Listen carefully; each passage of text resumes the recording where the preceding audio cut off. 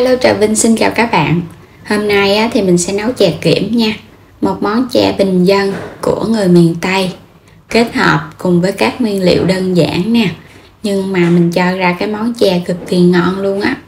Với đầy đủ màu sắc, thơm, béo, dẻo, ngọt, bùi, ngon lắm. Thì chè này thường xuất hiện trong các ngày rằm nè, ngày mùng 1 nè, thường nấu để cúng hoặc là mình ăn.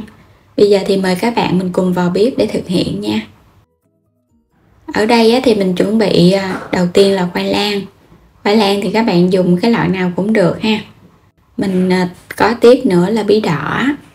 Rồi bây giờ sẽ gọt hết cái phần vỏ của hai cái loại này. Bên đây thì mình có bột khoai. Bột khoai này mình dùng 100g thôi à. Các bạn ngâm nước cho nó nở mềm khoảng vài tiếng để nấu nó nhanh. Bột bán thì mình dùng 50g thôi, cũng ngâm nước nha. Ngâm nước thì nó nhanh lắm. Tiếp theo nữa là bột năng, để một chút nữa mình dùng nha. Đậu xanh này thì mình đã hấp chín rồi, còn nếu chưa hấp chín thì các bạn dùng đậu xanh sống rồi mình ngâm nước cho nở rồi nấu. Khoai lang sau khi gọt vỏ sạch, các bạn rửa nước cho sạch mũ rồi cái mình cắt ra. Cái món này thì đơn giản lắm. Mình kết hợp đầy đủ màu sắc, nhiều hương vị là nó ngon à. Khoai lang thì mình dùng 2 màu ha. Các bạn thích màu gì thì mình cho vô là được. Bí đỏ mình cũng cắt ra nhỏ nhỏ luôn, nhưng mà nó phải đều đều nhau thì nó chín mới đều. Đừng có cắt cái nhỏ cái lớn thì chút nó cái thì nó chín, còn cái thì nó chưa ha.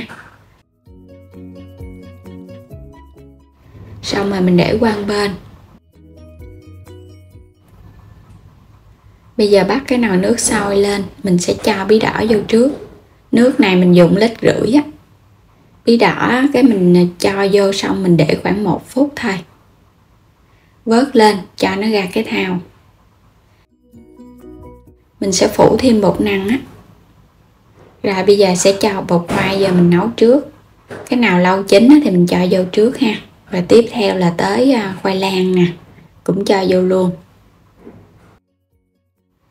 Tiếp theo thì mình cho chuối. Ở đây mình có vài trái chuối xiêm Bột bán. Bột năng sẽ phủ đều vô trong bí đỏ. Mình xóc đều lên. Mình thấy đây là cái bước mà giúp cho bí nó không có bị nát nè, mà nó có cái độ dẻo ngon nữa. Rồi rây nó lại để cho cái phần bột năng còn dư nó rớt xuống hết. Vậy là được rồi đó. Áo một lớp vậy mình có được cái chân trâu của bí đỏ. Quay trở lại cái nồi thì mình nấu nãy giờ nó sôi lên khoảng 5 phút Cái này thì nó sôi đến khi nào mà các bạn thấy nó chín mới được. Bây giờ mình cho bí đỏ vô luôn nha. Tại bí đỏ này nó cũng lâu chín nè. Sau khi mà mình nấu khoai lang khoảng 5 phút thì cho bí đỏ vô. Rồi mình cũng tiếp tục mình nấu. Các nguyên liệu này thì mình thấy nó sẽ chín cùng với nhau. Tại vì bí đỏ mình đã phủ bột năng nên không có bị nát đâu. Nấu cho nó sôi khoảng 10 phút nữa. Thì quay trở lại mình thấy nước nó hơi ít nè. Nhưng mà đừng có cho thêm nước nha. Để chút nữa mình trừ hao mình còn cho thêm nước cốt dừa vô nữa. Nếu cho nước nhiều quá nó lõn, ăn không ngon. Bây giờ kiểm tra xem coi nó chín chưa nha. Các bạn xăm vào mình thấy nó mềm vậy nè, là nó chín rồi đó. Cũng đừng có cho nó chín quá, ăn cũng không ngon đâu, nó sẽ bị nhừ ra. Tiếp theo thì mình dùng ở đây nửa lít nước cốt dừa đặc nha, nước cốt béo 200g đường. Phần đường thì tùy sở thích ngọt nhiều hay ngọt ít. Mình phải dằn thêm chút muối để cho chè nó đậm đà. Vài cọng lá dứa nữa ha, cho nó thơm. Còn không có lá dứa thì mình dùng vani. Rồi cho lá dứa vô.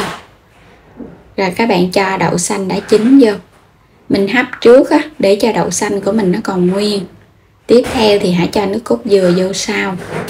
Các nguyên liệu đã chín thì mình hãy cho nước cốt dừa vô. Rồi cái mình cho thêm đường vô nè. Tại vì các bạn cho nước cốt dừa sớm quá, cái vị béo nó sẽ bị giảm Cho thêm muối luôn.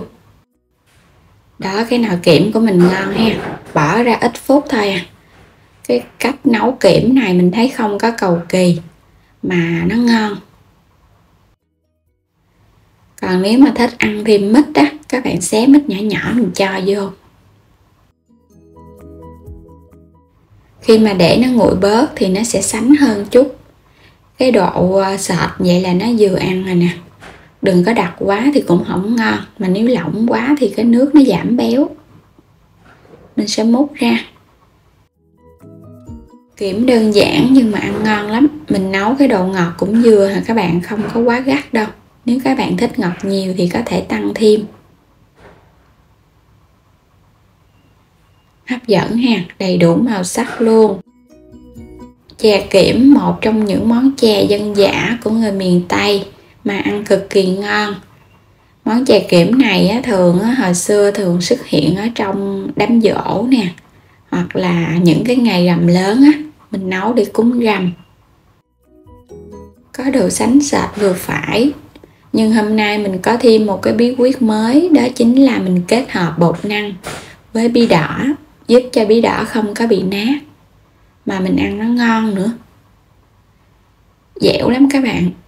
Áo một lớp bột năng thì các bạn thấy cái bí của mình nấu cho dù nó mềm nhiều nhưng mà nó không có bị nhừ ra. Chuối cũng ngon nữa.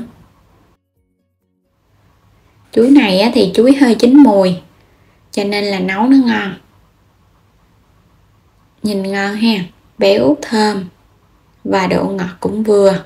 Những cái sợi bột khoai thì dai dai nữa. Đến đây thì cảm ơn các bạn đã theo dõi hết video của mình nha. Vui lòng đăng ký kênh ủng hộ Alo Trà Vinh. Xin chào và hẹn gặp lại các bạn ở video tiếp theo.